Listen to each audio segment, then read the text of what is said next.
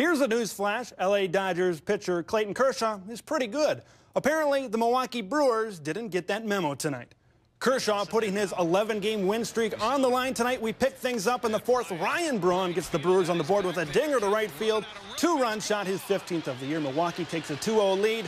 Dodgers answer in the bottom of the inning. Justin Turner smokes Yovani Gallardo, offering right up the gut to drive in Carl Crawford. Brewers only lead by 1 now. The Crew looking to extend their lead in the 6th when Carlos Gomez sends his 19th homer of the season halfway to the Pacific Ocean.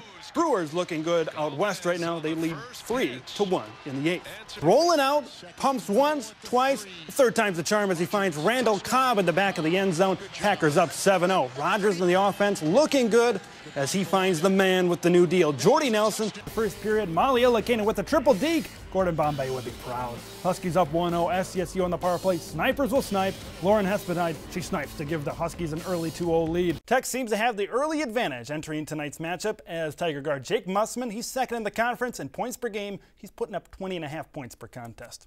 If you're an Apollo fan, you got a big choice to make tonight between previously mentioned basketball and an area hockey rivalry. In less than 24 hours, seniors like Taylor Berger and Jeff Bias will make the journey from the locker room to the field of Husky Stadium for the very last time. From the very first goal of Johnny Brodzinski's career at St. Cloud State to the 50th, all Johnny seems to do is score goals in the Cardinal and Black. Throughout his career, Johnny has been very humble, and his reaction to goal 50 was no different. I didn't even know that was my 50th. Yeah, I mean, it's pretty special, I guess. It's you know, this is a great program, and to have that be done is awesome. I knew he was going to try and get it over to me. I just didn't know where it was going to be. I think it hit their defenseman's stick and just popped up in the air, so I just tried to get a stick on it, and luckily it hit the pipe and went in.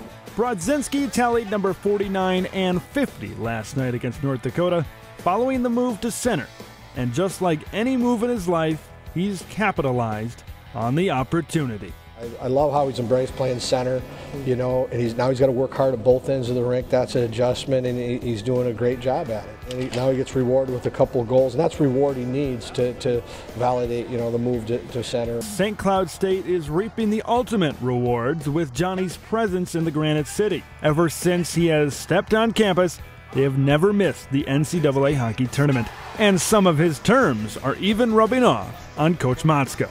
As you know, their tournament was sick. It didn't even need to review it. Like you knew it was a good goal, and everybody did, and that's what kind of made it the wow factor goal. Johnny is all the wow factor you need. As a parent, letting go of your child for even a day is difficult, but when you're overseas serving your country, it's all you think about. Ryan's the kind of guy that gives the ultimate sacrifice and is over in Kuwait for such a long time. This is going to be something special for them, to show them our respect and thankfulness for what they're doing. It was a no-brainer to do something for him.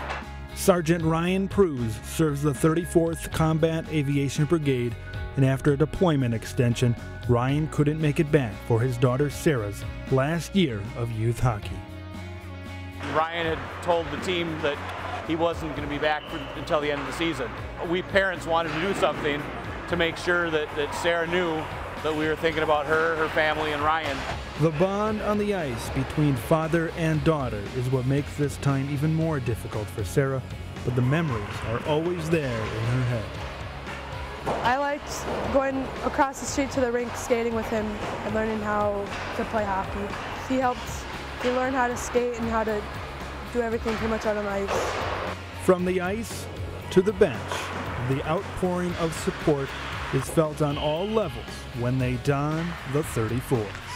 I know when we surprised Sarah, I got a little well done. I wore the jersey on the bench, and I just couldn't stop beaming with pride. We know she's going through a lot right now, and just like to show a token of our appreciation for all he does. He's a big hunter, loves his kids. It's stories and times like this that gain our appreciation for the ones we love. Well, he's always there. I mean, he's just very supportive.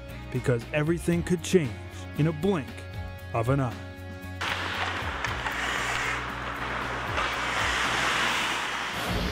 And now we're joined on set with the team. Great to have you guys here. Head coach Amanda Monkman right now. Coach, what has this experience meant to you, the community, and all your players? If you're a small college football fan from Minnesota, you probably know who this is. Ignatius O'Shaughnessy's story starts in 1901 at St. John's. O'Shaughnessy, a star running back, played in the first ever Johnny-Tommy game, in which his 76 yards propelled the Johnnies to a 16-0 victory. But one season is all we would see Ignatius in the red and white of the Johnnies. It was in these woods 112 years ago that Ignatius O'Shaughnessy created a rivalry that would stand the test of time. How did he do it? Simply by skipping out on prayer and having some beers with some buddies. Fast forward to January 1902. O'Shaughnessy and some friends skip a required prayer session and instead decide to take a keg of beer out to the woods to have a little fun. When they came back, they'd be caught red-handed. After Ignatius O'Shaughnessy was expelled from St. John's University the following day, he made a trip on the train down to St. Paul, but he didn't quite make it to downtown. He finally descended upon St. Thomas. Left, went on to St. Thomas, had great businesses and was very successful and gave money back, and now the stadium at St. Thomas is named after him. It's O'Shaughnessy Stadium.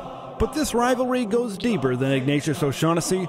There's been great games, great performances, but most of all, great traditions. Go back to 2003 because it was a game the year we won their national championship. It was the last game of the year. They played us really tough. We had to come back in the last couple minutes and score 10 points to beat them, and we did. I say, what makes it so special is it's just the greatest spectacle in Division III athletics. Johnnies want to beat Tommies, and Tommies want to beat Johnnies. The battle for the Holy Grail was forever changed right here over a century ago. But if St. John's or St. Thomas, whoever wins, is anything like their predecessor, Ignatius O'Shaughnessy, they won't be drinking wine out of that chalice on Saturday night. From Collegeville, Minnesota, reporting for UTVS Sports, I'm Ted Leroux.